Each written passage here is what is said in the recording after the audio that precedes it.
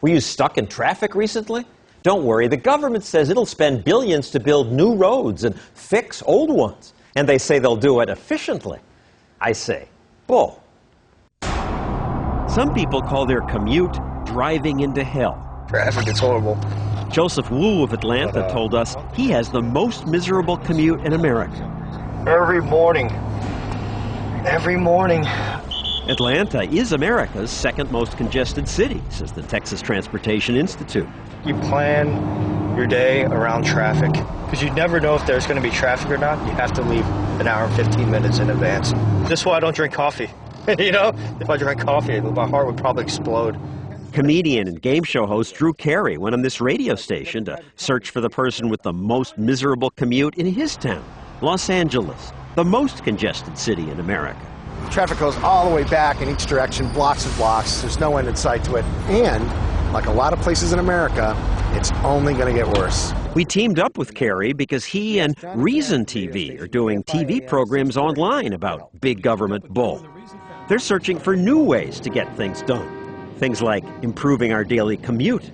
Carey and the radio station eventually decided that Los Angeles' most frustrated commuter is graphic artist Josh Lipking. Do this every morning. Check out SigAlert, Google Traffic. Every day, he kisses his wife goodbye. Love you, girl. Love you too. Bye. Have a good day. You too. And drives into hell. Heart pumping in your chest. Start to sweat a little. Josh tries to put the time he spends in traffic to good use. One-hand flosser. He lives only 16 miles from work, but the drive often takes him an hour and a half. What if his commute and yours didn't have to be this bad? What if someone wanted to add some lanes to this road or build us an entirely new road? You wouldn't have as many potholes. It'd be done cheaper. Wouldn't that be a good thing? And it's happening. Private road builders are doing it. They built this double-decker underground highway in Paris. It will now take them 10 minutes for a journey that used to take 45 minutes. 350 cameras watch for traffic delays or accidents. Any incident is detected in less than 10 seconds. Once the camera detects a problem, they rush to tow the obstacle away, so traffic keeps moving. They do the same thing in California, too, at least on one highway. One lane blocked, I'll be in route from East Downtown Plaza. Here, instead of building a brand new road, they added 2 lanes in the middle of Highway 91. Drivers can choose to use them or not. If you want to go this fast, you have to pay. Different amounts depending on the time of day.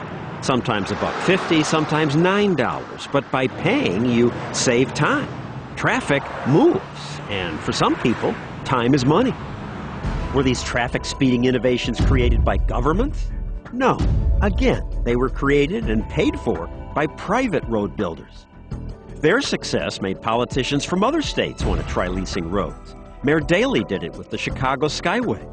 Indiana Governor Mitch Daniels leased the Indiana Toll Road to a private company. He got back billions for taxpayers. We received $4 billion free and clear, no taxes, no debt left to our kids. Sounds like a good idea to me. Please improve my commute and let someone else pay to maintain this road.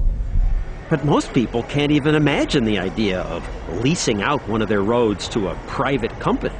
I don't need to pay tolls so that a corporation can make a profit.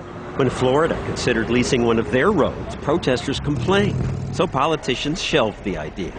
There is no need for a public-private partnership. The governor of New Jersey gave up too, and a private highway idea is dying in Pennsylvania and dead in Texas. Now, billions in stimulus spending is supposed to fix up decrepit and overly congested roads. But why is Washington rushing in to do something that private companies do better and pay for the privilege? Privatizing existing taxpayer infrastructure is not a solution for anybody. Congressman Peter DeFazio is one of many who opposes leasing public roads to private companies. He says what Governor Daniels did is wrong. He made money for the taxpayer. What's wrong? No, he didn't. Money that the people of Indiana could have had in the future is going to go to a private company. What money? The toll road was losing money. If you couldn't make money running the toll road, how can this private company do it? Your first insurance that they're going to run a better road than the politicians did is, if they don't, people won't drive on it and they'll lose a lot of money. They have every incentive to make traffic flow swiftly, to make that drive as pleasant and safe as possible. Private owners have an incentive to maintain the road. Government bureaucracies have let the highway system decay.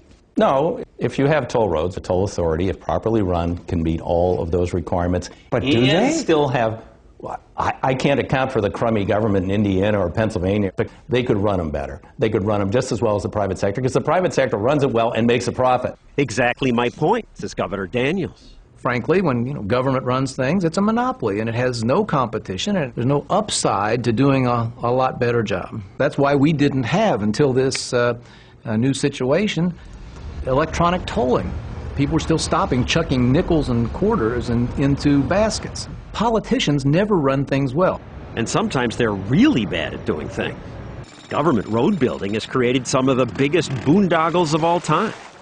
The Big Dig in Boston took 10 years to complete and cost more than twice as much as it was supposed to. And the government contractor's work was so sloppy, part of it collapsed, killing a woman. So why do so many people instinctively just say, you can't sell the public highways? There are people, frankly, in Congress who can't abide the thought that you might be able to pay for something without going down there and kissing their ring for the money. You only think the government has to run the freeways because you've never thought of the government not running the freeways. But aside from those few exceptions, private roads are mostly dead because protesters and some politicians don't like them.